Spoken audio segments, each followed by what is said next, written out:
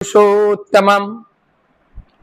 आज एक प्रश्न हमारे अंदर जग रहा है और वो प्रश्न है, ईश्वर हमारे अंदर है लेकिन उस ईश्वर की अनुभूति क्यों नहीं होती है।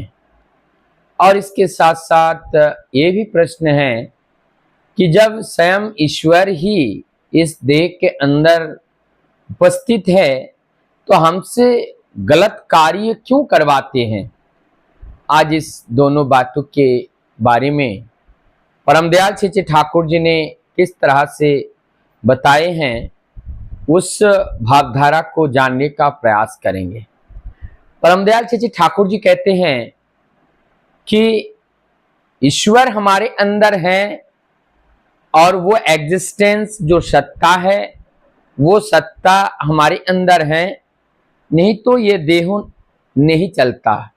ये जो मैं बोल रहा हूं हम नहीं बोल पाते क्योंकि हमारे अंदर वो एग्जिस्टेंस, वो अस्तित्व, वो सत्ता, वो चेतना, कुछ भी कहे, वो स्पिरिट वो हमारे अंदर है, चाहे उसे जीवात्मा कहे, वो हमारे अंदर है लेकिन हम उसे अनुभव नहीं कर पाते हैं। इसका क्या कारण है। परमदयाल श्री ठाकुर जी कहते हैं, গ্রন্থি থাকলে তিনি প্রতিভূত হন না।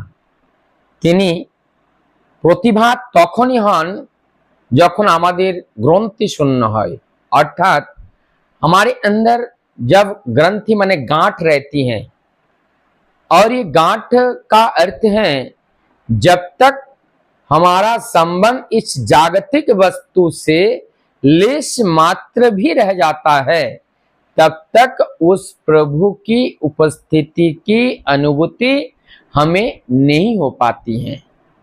और जिस समय से इस जागतिक जगत में रहने के बावजूद भी उनसे किसी भी प्रकार का हमारा संपर्क नहीं रह जाता है, तब हमें ईश्वर की अनुभूति होती है।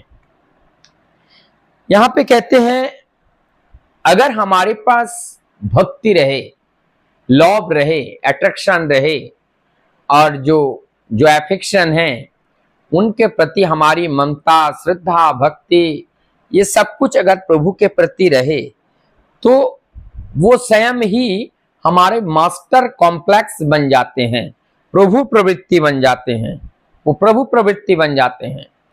और जब हमारे ये भक्ति के द्वारा मास्टर कॉम्प्लेक्स का निर्माण होता है हमारे देह के अंदर। मास्टर कॉम्प्लेक्स का मतलब है अब हमारी जो प्रवृत्ति है वो प्रभु प्रवृत्ति होगा, यानी कि प्रभु के निर्देश को परिपालन करने वाली प्रवृत्ति, जिसको मास्टर कॉम्प्लेक्स कहते हैं। और ये मास्टर कॉम्प्लेक्स के जरिए हमारी अंदर जितने भी गांठ है वो गांठ सरलता के साथ वो गल जाती हैं, और वो जब गल जाती हैं तभी उस ईश्वर की अनुभूति हमें लाभ होती है, हमें एक फीलिंग आती है और उसी को ही प्राप्ति कहते हैं। और इसको दूसरे शब्द में हम समझे कि जब निर्मल हो जाता है ये ग्रंथि, जब तक रहेगा ये एक तरीके का मैल है, जैसे गंदगी आईने के ऊपर पड़ा रहता है और उस गंदगी को जब तक हम मिटाते नहीं हैं तब तक किसी वस्तु को ठीक उसी रूप का दर्शन उस आईने के द्वारा नहीं हो पाता है। तो आईने के द्वारा अगर ठीक ठीक देखना चाहते हैं तो हमें जरूरत है उस आईने के ऊपर से मैल को साफ करना, और जब मैल साफ हो जाती है तब जाकर के हमें वो जो हम देखना चाहते हैं वो स्पष्ट रूप से हमें दिखाई देने लगता है। अब यहाँ पे आगे कहते हैं, आगे जिस बात को मैंने अभी रखा कि ईश्वर सर्वशक्तिमान है, ये हम मानते हैं, लेकिन सर्वशक्तिमान होने के बावजूद भी हमसे जो गलत कार्य होता है उस समय वो रोकते क्यों नहीं है। अब यहाँ पर ये जो गलत कार्य का होना और उसका रोकना, ये आप एक चीज देखिएगा, यहाँ पे इसका जब विश्लेषण होगा तो पता चलेगा तो कौन सा कार्य रोकना है और कौन सा कार्य नहीं रोकना है, ये नियंत्रण शक्ति प्रभु ने हमारी हाथों में दे दिया है, इसीलिए आप उनका दायित्व नहीं है। जैसे बच्चा जब बड़ा हो जाता है, काम सिखाने के बाद जब किसी इनकम करने वाली प्रतिष्ठान में उनको बैठाया जाता है, तब उनको दोबारा और नहीं बताया जाता है कि इस सामान का रेट इतना लेना है और इसका रेट इतना लेना है। आप अपने बुद्धि के द्वारा कि कितने रुपए में आया और कितने रुपए से सेल करने के बाद हमें जितना खर्चा है वो बचा करके भी कुछ पैसे हमें बचेगा, ये बोध हमारे अंदर जब जागरण हो जाएगा, तब हम सही तरीके से हम बिजनेस कर पाएंगे। अब यहाँ पे आते हैं कि जब प्रभु हमारे पास बुद्धि दिए हैं, चेतना दिए हैं, और उस चेतना के जरिए हमें क्या करना है, अच्छा और बुरा का छठ सिलेक्शन करना है। और वो कौन करेगा, बुद्धि करेगा। और हमारे पास बुद्धि है, मन है, मन ने उसको पकड़ा और हमारी बुद्धि अब निर्णय करेगा कि कौन सा ठीक है और कौन सा ठीक नहीं है। जब हमारा बुद्धि निर्णय करने के लिए सक्षम हो जाते हैं, तब हमसे कोई भी कार्य और गलत नहीं होता है और हर कार्य तब सही होता जाता है। यदि हमसे कोई गलत कार्य हो रहा है, इसका मतलब हमारे अंदर की जो ग्रंथि हैं, भौतिक वस्तुओं के साथ जो गठबंधन है, वो गठबंधन हमें ठगा रहा है और उस गठबंधन के वजह से हमें वास्तविक सत्ता की अनुभूति और वास्तविक सत्ता की इच्छा को पूर्त नहीं कर पा रहे हैं। अब उसको पूर्त करने के लिए हमारी उस गांठ को गलाना पड़ेगा और गांठ को गलाने के लिए हमें ठीक ठीक प्रभु को भक्ति के द्वारा विश्वास करते हुए निसंदेहात्मक तरीके से हमें उनको पकड़ना पड़ेगा और उनके प्रति समर्पित होना पड़ेगा।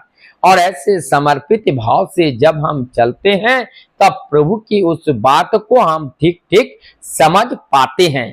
अब यहाँ पर ये बात स्पष्ट हो गया कि यहाँ पर हम सब लोगों को छोड़ दिया गया एक बुद्धि दे करके, चेतना दे करके कि आप अपने आप चलो फिरो, खाओ कमाओ खाओ, और ये काम आप हमारे ऊपर हैं। आप कौन सा अच्छा है और कौन सा बुरा है, ये देखने की जिम्मेदारी भी हमारी ऊपर है। इसीलिए प्रभु हमारे अंदर है, ये निश्चित है, लेकिन वो हमारी परीक्षा लेना चाहते हैं और हम परीक्षा में पास तभी होंगे जब हम सत्ता संरक्षण आत्मक कार्य को करेंगे। और उस कार्यों को करेंगे विचार से, हम उस विचार और बुद्धि के द्वारा जो सत्ता संरक्षणात्मक कार्य हैं, उस कार्यों को जब हम करते हैं, तब हमारी जीवन में किसी भी प्रकार का कोई दुविधा नहीं आती है। और जब हम उस सत्य संरक्षण के लिए कार्य नहीं करते हैं, तब हमारे जीवन में अनेकों प्रकार की बाधाएं आती हैं। अब हमें समझ में आया कि प्रभु हमारे देह के अंदर रहने के बावजूद भी वो जगन्नाथ की तरह है, वो हमें पकड़ नहीं पाते हैं, हमें उनको पकड़ना पड़ेगा।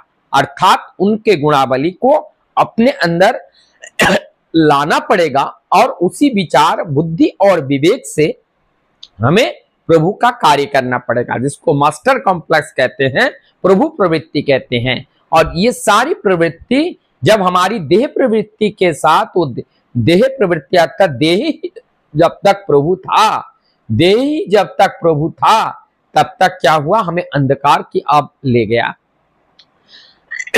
और जब जो प्रभु प्रवृत्ति आप जो है, उस प्रवृत्ति का क्या बन गया, वो प्रभु ही बन गया और प्रभु के निर्देश से चलने लगा, तब रास्ते में कोई कांटा नहीं रहेगा। निश्चित रूप से हम अपने गंतव्य में पहुंचने में सक्षम हो पाएंगे। वंदे